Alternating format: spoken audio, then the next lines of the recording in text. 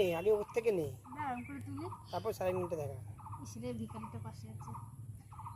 এবার জলটা নিয়ে তারপর ওকে দেখা। মাছালার খুব কাশি হয়েছে। হাওয়া করছে।